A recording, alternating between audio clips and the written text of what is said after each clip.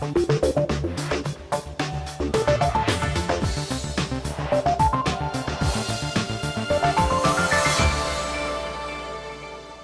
I'm Nima Abu Wardi and welcome to our special program from Riyadh, the capital of Saudi Arabia. The kingdom is the biggest economy in the Gulf and home to more than 28 million people. It's a vast, untapped market, but is it ripe for foreign investment? We'll be finding out later in the program. Also coming out this week, caught up in red tape, Saudi Arabia attempts to lure foreign firms, but can they cut it? Dubai used to be the crane capital of the world. This week I'll be looking at how crane companies are adapting to life after the property crash. And no more nails, how a horseshoe invented in Dubai could save the world's top racehorses from going lame. Now, Saudi Arabia might not be an obvious place to invest. In the past, companies have been put off by its strict laws and bureaucracy, but is this changing? In just 6 years, the money coming into this country from overseas soared by a staggering 800%. The flood began in the year 2000 when the government relaxed the rules, allowing foreign firms to fully own businesses without the need for a Saudi partner. So there has been progress, but as this Saudi-based economist told me, there's still work to be done. I think it is still difficult to do business, but compare that with what Saudi Arabia was 5 or 10 years ago, they have certainly improved tremendously. But we're talking about big businesses. We're not yet talking about small and medium-sized businesses. That is an area that Saudi Arabia has to improve and concentrate and open up further. It is open for business and has been so for many years for the big businesses. What is important is, let's say, for a European company, mid-sized company that produces light bulbs, to come and invest in Saudi Arabia. That is not easy, and of course they have to improve. Definitely they have accomplished a lot, but definitely they have to do more. So what is business like for a small foreign firm here? Well, I caught up with a man who knows, Hani Abu Rahmeh, on his way to work just outside Riyadh. He found a new way of making water pumps and has set up a business to sell them. They will let you in. But after you let in and you start renting and you start paying money and you start, the clock start counting on you, here's the problem. I really advise anybody who want to come to Saudi, he start his planning before he get his license. All these things take more time here. One example, to get a visa, they will not give you the visa unless you rent a place. And they will give you the visa based on how big your place. So you need to go rent a place and should be big, and that means the rent is high. Then apply for the visa, and this process will take 6 months. You are paying rent while it is closed. And you're talking about the visas for the staff or the employees that you are predicting you will need if things go well. Yes, yes, yes. So, faced with these difficulties, is going it alone the best way? Well, some firms have opted to buy companies already operating in the kingdom rather than starting from scratch. That might cut some red tape, but brings with it a new set of challenges, as the boss of this American firm told me. One of our overall strategies for entering new markets is acquisition. Organically, it takes much longer. You have to find the right people, you have to find the right people to trust. And since we were one of the first Western companies to acquire a Saudi-based firm, there was some regulatory hurdles, things that actually the regulators had discovered for the first time, that in many cases we were doing it new, they were doing it new. And so that working together, and it was obvious that they wanted to see it succeed, and they wanted to find the right way to do it, and it had never been done before, so we created a new path ourselves. So there have been improvements in getting foreign businesses here, but that's just the first step. Of course, Saudi Arabia doesn't need foreign money thanks to its massive oil wealth, but it does need skills and knowledge, and nurturing small enterprise like Hani's is one way of doing that. And one organisation charged with doing that is SAGIA, Saudi Arabia's General Investment Authority. Its target is to provide business licences in just 1 hour, anytime, day or night. That's all well and good, but what's it doing to help businesses on the ground? That's a question I put to its governor, Amr Dabbagh. The Ministry of Foreign Affairs introduced the 24 hours business visas. We'll have the one-step shops located in the economic cities that offers all government services within 60 minutes, 24 hours a day, 7 days a week. Like the Ministry of Labour for the issue of labour visas and working visas and so forth and so on. But the Kingdom of Saudi Arabia is a net exporter of cash, so why bother with foreign direct investment? We're interested in FDI because of its association with know-how transfer, technology transfer and intellectual capital transfer. We are exporters of capital. As a matter of fact, our second biggest item of export after oil is capital. However, we are in need for capital that is associated with know-how, technology and intellectual capital transfer. But are you not killing off homegrown small and medium-sized enterprises? The big companies coming in from abroad have the talent, the know-how. They don't stand a chance. Saudi companies don't stand a chance. The big goal is to create jobs and enhance the GDP per capita. If we look at the impact of FDI over the last 5 years, the FDI has created 340,000 new jobs in the Kingdom of Saudi Arabia. So this is the real deliverable of FDI, job creation and creating this competitive environment by introducing multi-players in the market would only help and improve the performance of local companies. What are you doing in order to allay any fears about doing business here? What incentives are you providing? In today's environment, we are promoting, for instance, avoidance of dual taxation treaties. We have introduced tax credit for less developed regions. If you employ more Saudis, if you spend more on R&D, if you spend more on capital expenditure, all this will be deducted at the end of the day from your tax base. So we are very creative now and very segmented in terms of our tax approach. We are zooming into what sort of formula we need to work out for. Amr Dabbagh, the governor of SAGIA, speaking there. Well, as we just heard, bringing in skills and knowledge is important for the kingdom. But what about homegrown talent? Well, in Jeddah, the country's oil money is being put to good use. KAUST has been created with a $10 billion grant from the King. The King Abdullah University of Science and Technology is one of the wealthiest in the world, on a par with the world's best, the likes of Yale and Harvard in the United States. So it has the budget, but can it attract the people? I don't even know Wayne Gretzky, the legendary ice hockey player. When asked about the secret of his success, he said, "I do not go to where the puck is. I skate to where the puck is going to be."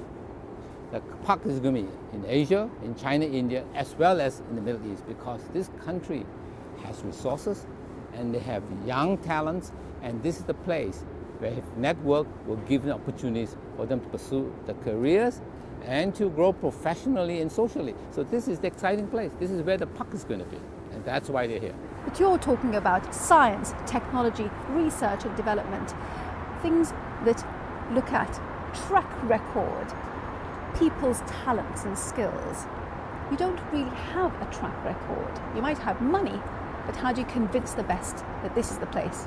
The action was in Europe, and I'm saying we're seeing the puck moving to Asia. And some students see, you don't need to convince 100% of the Europeans and Americans. All we need is 1% of Europeans, 1% of Americans to come here, 1% of the Chinese and Indians. You talk of hundreds of thousands, millions. There you are. You don't need a lot. You only need to convince 1%. I'm not convincing everyone. And that's what it is. This is where the excitement, the opportunity, and the growth is going to be.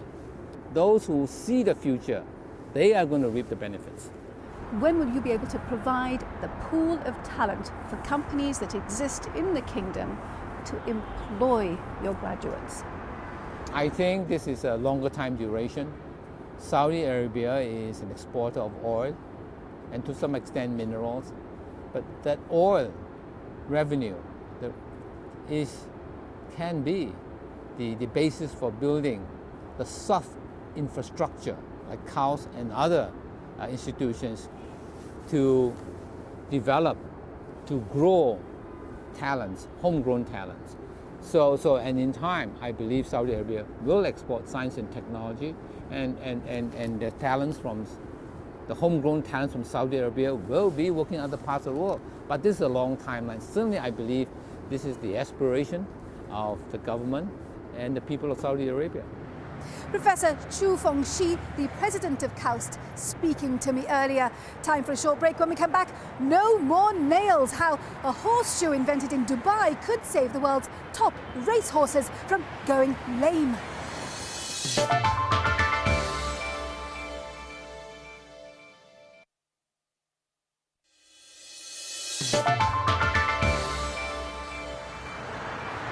Welcome back to the programme. I'm Nima Abuarde and we're in Riyadh, the capital of Saudi Arabia. Now, during the property boom, it was said that a quarter of the world's cranes were in Dubai. Now, that figure was highly exaggerated, but the collapse of the property market there has meant hard times for crane makers, as Malcolm Borwick reports.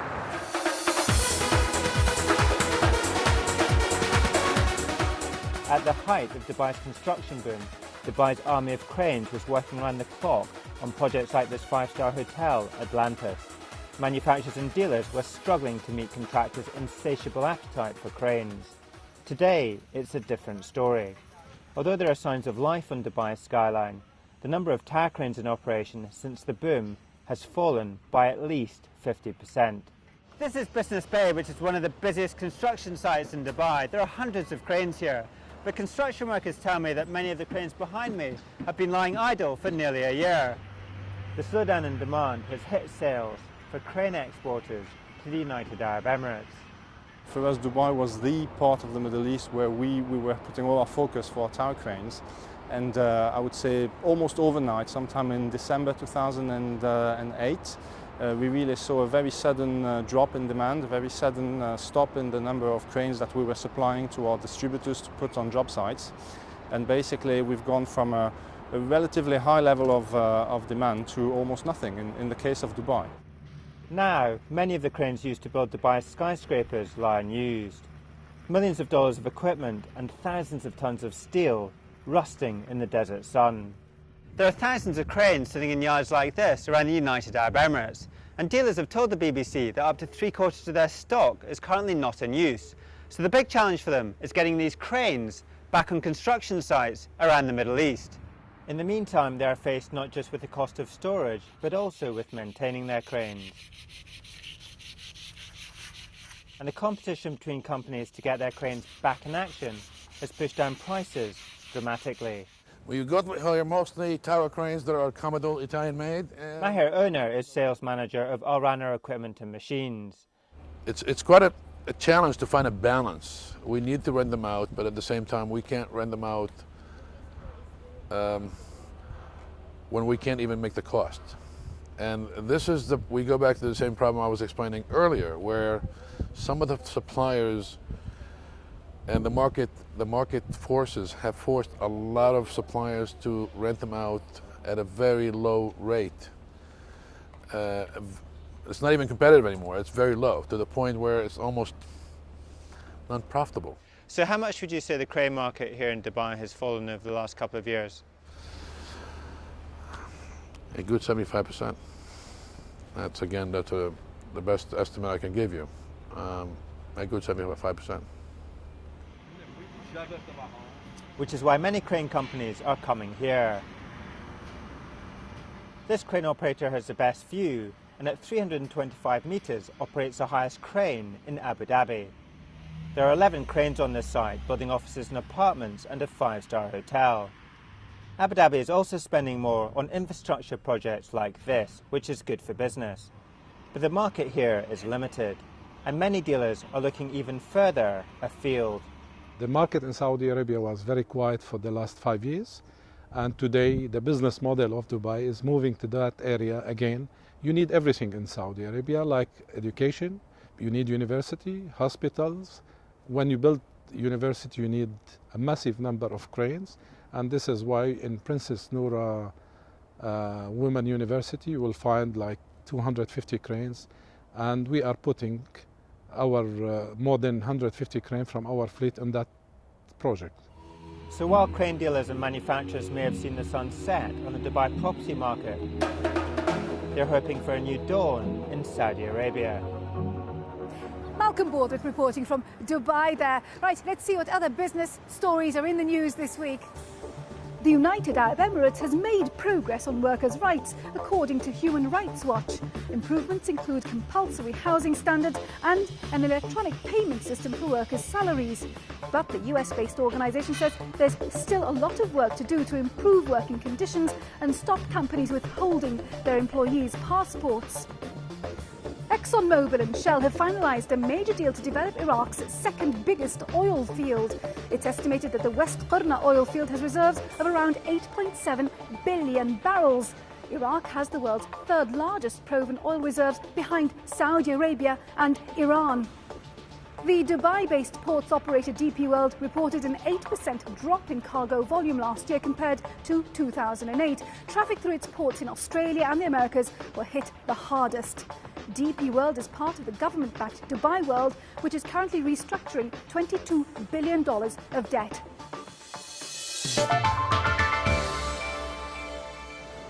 Constantly hammering nails into a horseshoe can turn a horse lame. In the racing industry, where a horse can cost up to $20 million, this is a problem. But can it be a thing of the past thanks to a new horseshoe invented in Dubai? Jeremy Howell explains how it works. Forging iron shoes for horses and fastening them with nails is the craft of the farrier, a craft which has hardly changed since the Iron Age itself. The nails go into an area of dead matter between the rim of the horse's hoof and the flesh of its foot, called the hoof wall. Normally this is painless, but the problem for farriers is that many modern horses don't have wide enough hoof walls for the nails to go into. That's what I wanted. And those happen to be the world's most valuable horses, the racers. This is the horse's foot. We're going to put this nail in right there. And we haven't got much of a smudge factor to work with. Repetitive nailing into this wall, especially if the foot doesn't grow, we've always got a chance of being into a sensitive area. Most of the horses have got the good foot and can stand it, but there's a lot of horses out there that can't do that, especially when it comes into the racing thoroughbred. We've been refined now, they've got a very long toe, their foot has got no wall depth to it, they've got no sole depth to it, and we're finding a lot of the thoroughbreds, high-rating thoroughbreds today, cannot cope with us nailing shoes on. The 7-year-old Thoroughbred Confederation is a case in point.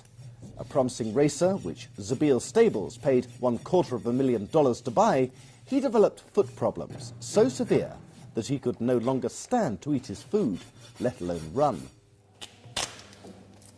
The farriers at Zabeel cast around for ideas of how to get him better and came up with a plastic horseshoe, which needs no nails. A mould is put over the hoof and a plastic liquid is injected into it. The plastic takes a couple of minutes to set hard. The mould is removed and there's the horseshoe. There's a rim around the side of the hoof to make sure that it stays in place. The shoe now, as it went on as liquid, has set and it's now encapsulated the foot to protect it. So in the exact form the hoof took. So this will allow the foot to grow down naturally without having any perforation from nails, as well as protect it under racing conditions. An early morning run for the recovering Confederation around the practice track at Zabeel. He's ridden by championship jockey Richard Mullin. He's definitely a lot happier in himself. He's striding out a lot better. You know, he's had most of the summer off and he's back training well now. He's moving great. No qualms about the foot at all. The racing industry throughout the world is a multi-billion-dollar industry. We've got horses that have been valued up to $20 million. We've got a horse race here in Dubai coming up that's going to be worth $10 million this year. Your horse cannot run a race. because it's now had a nail in the wrong place at the wrong time. The benefit of the quick shoe, or this in-situ shoe that we've created, is that it will get your horse to the races, or it will get your horse to train to get to that race. And the benefit there is immense. It really is. Plastic horseshoes have been made before. What the developers of the quick shoe have patented is their moulding technique and their liquid plastic mixture. 10 stables in Dubai now use it for lame horses. But the developers also want to sell it as a shoe to be worn by all racehorses, lame and sound. Last Sunday in Abu Dhabi was the first time a horse wearing quick shoes came in as winner. I'm not still convinced it's perfect shoe yet, and still with winning with one horse I'm still hesitant to say this is it. But I would say we are moving the right direction. Selling the new shoe as a racing shoe as well as a therapeutic one would greatly widen its potential market. The inventors hope that it can become the standard model in the future, but they need to prove that it will work well in big races. And the arena for that is the International Racing Carnival, which has just started in Dubai. Well, our time is very nearly up. I do hope you've enjoyed our special programme from Riyadh. Before we go, let's see how the region's main markets finished the week. And remember, we'd love to hear your comments about the programme. The email address is middleeastbiz@bbc.co.uk. Now, next week, we're meeting a group of talented young Saudi filmmakers. But why make movies in a country with no cinemas? So until then, from me, Nima Abu Warje, and the rest of the team, thank you for watching. Bye-bye.